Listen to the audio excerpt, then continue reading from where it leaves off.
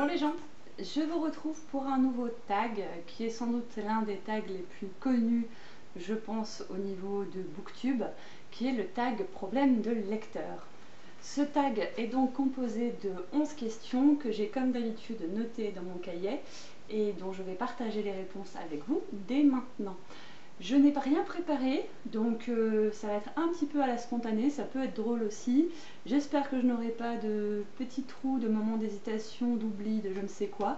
Après, c'est le direct. Alors, question numéro 1. Tu as 20 000 livres dans ta palle, comment décides-tu de la prochaine lecture? Pifomètre power. Je pense vraiment que ce serait au pifomètre, soit peut-être à la couverture, parce que j'aime bien choisir des livres par rapport à ils sont jolis ou pas. Question numéro 2. Tu as lu la moitié d'un livre et tu ne l'aimes pas. Stop ou encore?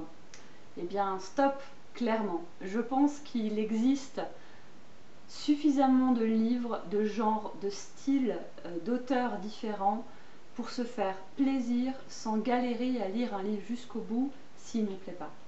Je sais que ça peut paraître un peu sadique par rapport aux auteurs, par rapport au travail qui a été fourni, mais je suis désolée, si une histoire ne m'embarque pas, je n'ai pas envie de gâcher du temps. C'est pas perdre du temps, mais de gâcher du temps.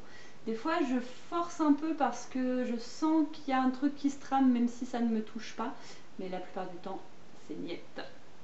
Question numéro 3. La fin de l'année approche et ton challenge Goodreads n'est pas fini. Est-ce que tu essaies de le reprendre et comment? Bien sûr que je continue. Tant que la date n'est pas passée, tant qu'il n'est pas minuit au 31 décembre, je continue. Je fais partie de ces personnes qui sont très dans la compétition, version gentille, mais voilà, j'aime beaucoup me challenger, me mettre des défis, donc je vais faire toujours tout ce que je peux jusqu'au bout pour y arriver. Après, je ne vais pas me mettre martel en tête, si j'ai pas réussi, c'est pas la fin du monde. Et ça n'a pas toujours été comme ça dans ma vie, mais aujourd'hui c'est le cas. Mais voilà, tant que le glas n'a pas sonné, tout est possible. Ensuite, question numéro 4. Les couvertures d'une saga que tu aimes ne se ressemblent pas, comment gères-tu? Je ne gère pas. Je fais un drame, je me roule par terre, je crie, je tape des poings et je tape des pieds. Ce n'est pas possible. Pensez-y, maison d'édition, vous n'avez pas le droit de changer de trame en cours de route. C'est interdit, c'est criminel. Vous vous rendez pas compte, c'est moche après dans les bibliothèques. Plus sérieusement, ça m'est jamais arrivé parce que, comme je l'ai souvent dit en commentaire, je ne fais pas partie de la période saga. Les sagas, c'est quelque chose d'assez récent, on va dire. Moi, je suis plutôt de l'époque de ce que vous appelez maintenant les one-shot, mais ce qui était normal à la base. Bref, du coup, ça m'est jamais trop arrivé, mais j'ai le cas de figure, par exemple, avec Bridget Jones, où il est difficile maintenant de trouver les 3 volumes comme il faut. Parce qu'ils collent des fois, vous savez, les photos des films sur les couvertures et ça m'exaspère. Même si d'un point de vue commercial je comprends, parce que je sais qu'il y a par exemple certaines personnes qui ont lu Les Misérables, ce que moi je n'ai jamais fait, donc ma bouche, qui ont lu Les Misérables suite à la sortie du film, et que donc le livre a été réédité avec la couverture et ça s'est vendu beaucoup mieux. Donc ça, pourquoi pas, ça incite les gens à lire. Mais moi ça me contrarie. Question numéro 5. Tout le monde aime un livre que tu n'aimes pas. À qui en parles-tu du coup? Eh bien, avec ces gens-là, justement. C'est ça qui est intéressant dans un débat, en fait. C'est ça qui apporte de la richesse. Autant on peut être complémentaire quand on aime le même livre, en disant ben, moi j'ai beaucoup aimé ci, etc. et la conversation est animée et on se fait du bien. Autant c'est super instructif de discuter avec une personne qui n'a pas le même point de vue que nous. Alors bien sûr, il faut trouver les mots pour le faire. Quelqu'un qui va me dire ah, j'aime pas, c'est nul. Sans argumenter un minimum, il peut passer son chemin. Voilà, c'est l'échange qui est important. Et l'échange, il peut se faire qu'on aime ou qu'on n'aime pas. Et c'est ça que je recherche. Après, tout est dans la subtilité de comment vous le faites. Question numéro 6. Tu es en train de lire un livre en public et tu sens que tu vas pleurer. Que fais-tu? Bah, je pleure. Voilà. Alors, j'ai pas d'état d'âme par rapport à ça. Moi, pour moi, évasion égale émotion plus évacuation. Donc, les émotions sont faites pour être évacuées. Ça m'est déjà arrivé en fait, d'expérience, je lisais beaucoup dans le train puisque j'avais 1h15 matin et 1h15 le soir avant pour me rendre sur mon lieu de travail, donc je lisais pas mal. Et du coup, bah, quand ça doit sortir, donc voilà. Après, j'ai l'air indiscrète, hein, je suis pas non plus en train d'inonder le pull de mon voisin, mais je pleure. Si j'ai envie de pleurer, je pleure. Question numéro 8. Est-ce que c'est ça? Non, pas du tout. Question numéro 7. La suite d'un livre que tu aimes vient de sortir, mais tu as oublié pas mal de choses. Que fais-tu? Alors, si vraiment, vraiment, vraiment j'attends une suite avec impatience, je me souviens de ce qui s'est passé avant. Sinon, j'attendrai pas la suite. Si ensuite j'ai des petits trous de mémoire, je vais aller voir une chronique ou un synopsis ou un résumé ou même relire le quatrième de couverture du tome précédent. Mais généralement, j'ai une assez bonne mémoire pour ce qui me touche et me plaît vraiment. Question numéro 8, donc cette fois-ci c'est la bonne. Tu ne veux pas prêter tes livres. Comment dis-tu non gentiment si on te pose la question? Je vais pas prêter pizza. Pour ceux qui connaissent Friends. Plus sérieusement, comment je dis non? Bah non, non, voilà. Alors je vais essayer d'expliquer. Je vous avoue que j'ai jamais été confrontée à ce cas de figure parce que quand j'ai pu prêter des livres, on m'en a prêté aussi, donc voilà. Par contre, il y a certains ouvrages, je pense notamment à la BD de The Crow, que je serais juste incapable de prêter.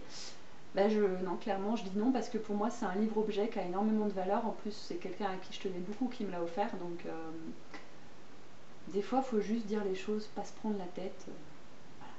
On a le droit de dire non, on a le droit d'avoir des avis contraires et on a le droit de dire non. Ce sera la leçon de ce tag.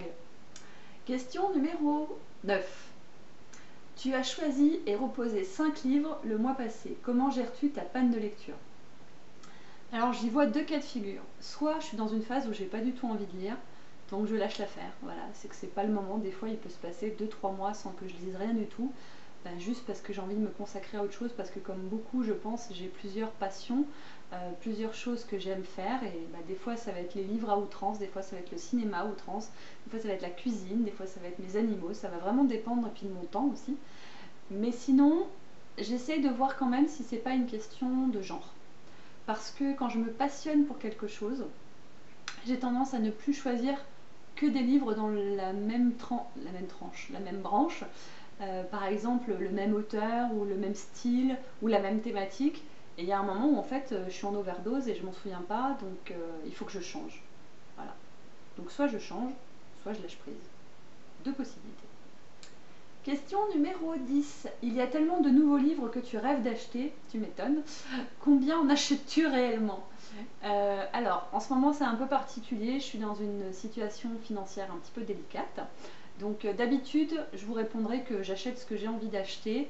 Ça m'est arrivé quand j'avais pas de soucis d'argent d'acheter, je sais pas, peut-être 4 ou 5 livres chaque mois.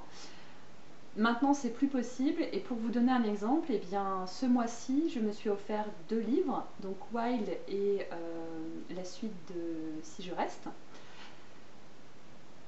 Et c'était la première fois depuis...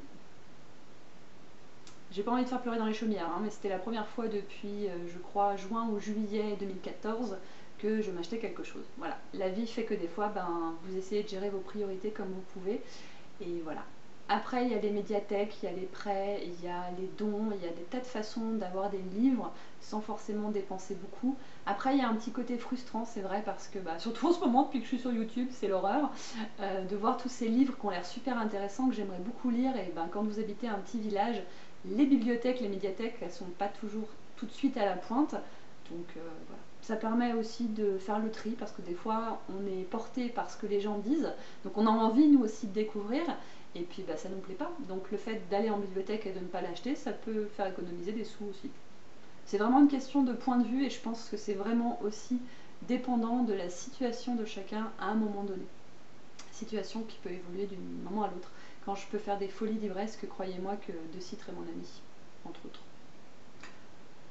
Dernière question. Après les avoir achetés, combien de temps tes livres restent-ils dans ta palle avant que tu ne les lises? Ça va dépendre. Ça va vraiment dépendre. Il va y avoir deux cas de figure. Le cas de figure où c'est un livre que j'attends, véritablement que j'ai envie de lire, ou alors qui m'a tout de suite tapé dans l'œil dans le magasin, je vais le lire de suite. J'ai de très nombreux exemples de livres que j'ai achetés sur le quai de la gare et que j'ai fini avant d'arriver chez moi. Alors ça, c'est le pire de tout, je crois. Vous achetez un livre, 1h15 après, il est fini. C'est horrible. Sinon, ça dépend si c'est un livre par exemple qu'on m'a conseillé, mais qui n'est pas forcément quelque chose vers quoi je serais allée spontanément, il peut rester très très longtemps. Exemple de ma palle de la honte, où il y a des livres qu'en fait j'ai achetés il y a peut-être 1 an ou 2, parce qu'on me les avait conseillés, ou parce que je m'étais dit que l'histoire avait l'air intéressante et que ce serait bien justement que je lise autre chose que ce que je lis d'habitude, et finalement ils sont toujours dans ma palle. Voilà. Ce sera tout pour ce tag, j'espère que ça vous aura plu, je sais que beaucoup l'ont déjà fait, donc si c'est votre cas, n'hésitez pas à me laisser un commentaire pour que je puisse aller voir votre propre version et du coup échanger, peut-être découvrir de nouveaux titres ou apprendre à mieux vous connaître, c'est toujours sympathique. Je vous dis à très bientôt, ciao!